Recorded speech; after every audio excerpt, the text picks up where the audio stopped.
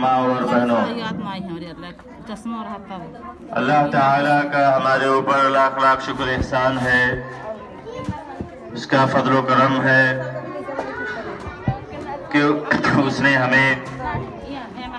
कुरान मजीद जैसी अजीम किताब इलाही हमें नवाजा, जिसके अंदर अल्लाह तबारक व तआला की खुशनुदी, उसकी रज़ा हासिल करने के तमाम तरीक़े मौजूद हैं, ज़िंदगी गुजारने के तमाम तरीक़े बताए गए हैं। वो किताब जो रमज़ानुल मुबारक में नाजिल हुई और वो महीना जो बहुत ही मुबारक है, वो महीना हम तक आया ही चाहता है। इससे पहले कि हमारे पास ये महीना आए, हम इसकी तैयारी के लिए, उसको इस्तक़बाल करने के लिए तैयार हों, रोज़े के ज़रिए से, तिलावत कुरान मजीद के ज़रिए से, सदका व खैरात के ज़रिए से उसका इस्तक़बाल करें। मोहतरम हज़रात, मैंने गुज़िश्ता से पैवस्ता खुतबा जुमा में आप हज़रात को इसकी तरफ, इस सिलसिले में कुरान और हदीस की रोशनी में बताया था कि इस सिलसिले में नबी करीम सल्लल्लाहु अलैहि वसल्लम का क्या मामूल था। वो शाबानुल मुअज़्ज़म के अक्सर दिनों में रोज़ा रखा करते थे और इसके अलावा नबी करीम सल्लल्लाहु अलैहि वसल्लम से सही अहादीस के थ्रू कोई बात मालूम नहीं है, कोई बात हम तक नहीं पहुंची है कि और दूसरे काम भी करने चाहिए। लेकिन बदकिस्मती से हमारे इस्लामी समाज में बहुत सारे ऐसे गलत रसूमात राइज कर पाती हैं जो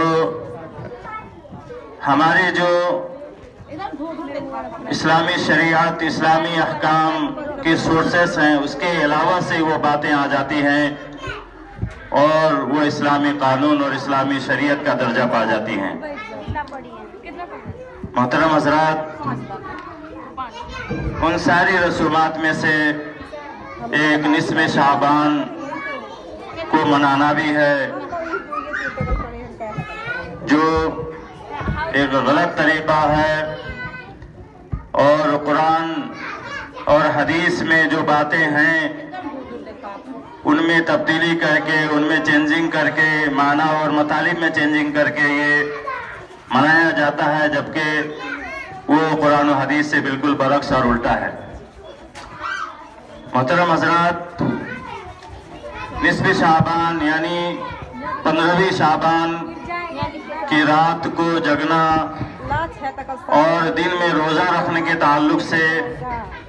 जो दलील कुरान मजीद से दी जाती है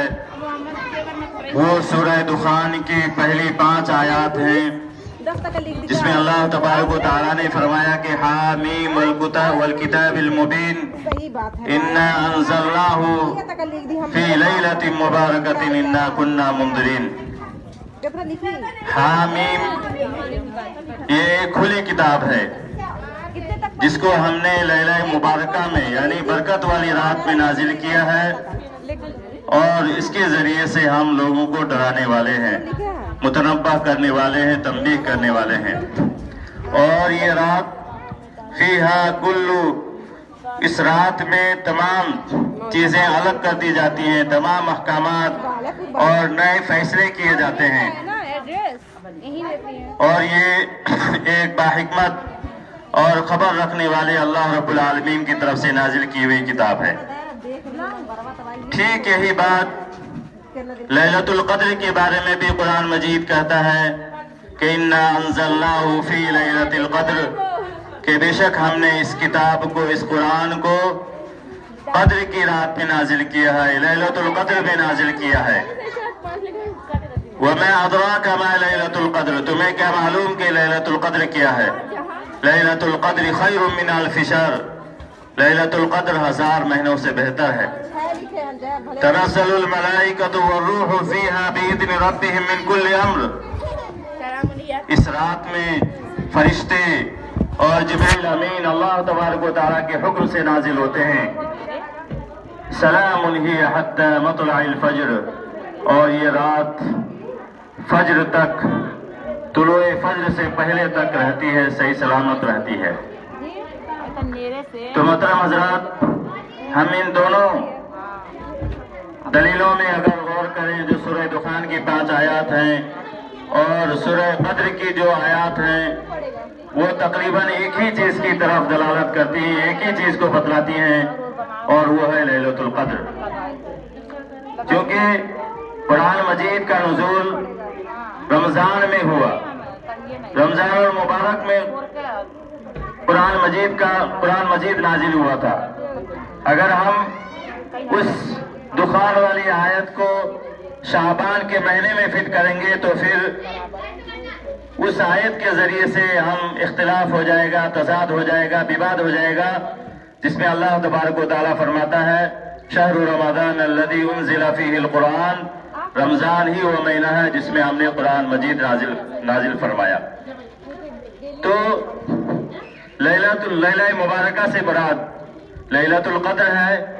اور لیلۃ القدر یہ رمضان المبارک کے آخری عشرے میں پڑتی ہے۔ لہذا جو عبادات نصف شعبان میں، شعبان مہینے کی 15ویں تاریخ میں کرنے کو کہا جاتا ہے، رات جگنے کو، روزہ رکھنے کو، صدقہ و خیرات کرنے کو، یہ ساری عبادات لیلۃ القدر میں کرنے کی ہیں۔ محترم حضرات، اس کے پیچھے کوئی نہ کوئی سازش ضرور ہے کہ ہماری اصل عبادت کو پیچھے چھوڑ کر کے